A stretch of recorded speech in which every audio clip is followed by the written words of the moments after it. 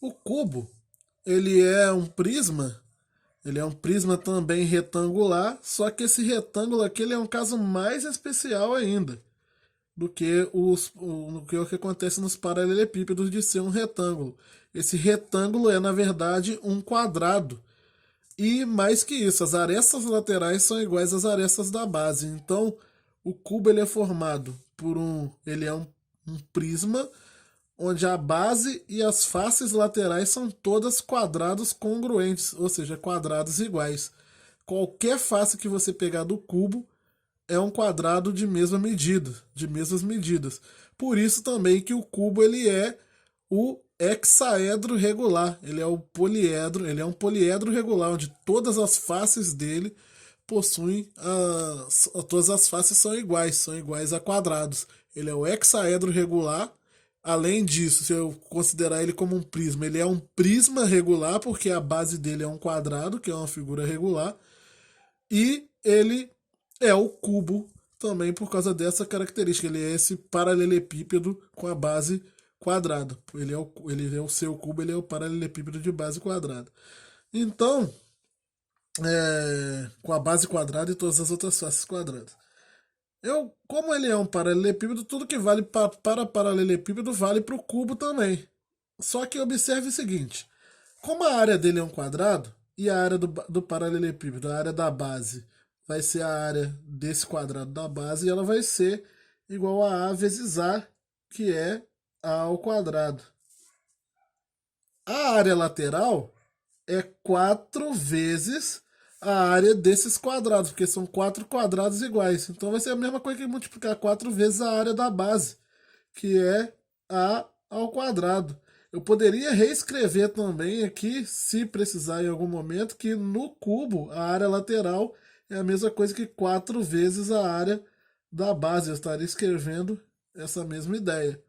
Caso isso possa ser utilizado, essa substituição em algum exercício, em algum problema. A área total é 6 vezes a área da base, pela mesma ideia. Por quê? Porque todas as faces são iguais.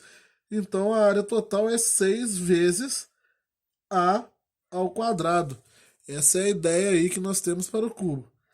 E o volume, ele não é a área da base vezes a altura. A área da base é A ao quadrado, vezes a altura que é A, logo o volume do cubo é A ao cubo. E se você lembrar lá de paralelepípedos, em paralelepípedos nós chegamos à conclusão que o paralelepípedo de lado A, B e C, o volume dele era A vezes B vezes C. Não está errado, porque o cubo ele é o paralelepípedo onde todos os lados são iguais, todas as arestas são iguais. Então você vai ter aqui A vezes A, que é A ao cubo. Essa que seria a ideia para o cubo. Lembrando agora de novo de um outro resultado de paralelepípedos, que é o cálculo da diagonal do paralelepípedo, que é esse segmento que passa aqui por dentro do paralelepípedo ligando um vértice ao outro. A diagonal do paralelepípedo, lembrando, se o paralelepípedo tivesse lados A, B e C, a diagonal seria o A ao quadrado mais B ao quadrado mais C ao quadrado. Só que o cubo ele é o paralelepípedo onde o A, o B e o C são as mesmas medidas. Logo, essa diagonal seria a raiz de A ao quadrado mais A ao quadrado mais A ao quadrado. O que, de onde nós podemos tirar que essa diagonal é 3 vezes A ao quadrado. Então é raiz de 3A ao quadrado. Mas A ao quadrado pode sair da raiz quadrada, né? E ficar como A raiz de 3. Lembra que lá em quadrado, a diagonal dos quadrados era o lado, quando eu tinha o quadrado de lado L, a diagonal dele equivalia a L raiz de 2. Aqui para o cubo nós temos o resultado parecido, que a diagonal do cubo é a aresta dele vezes raiz de 3.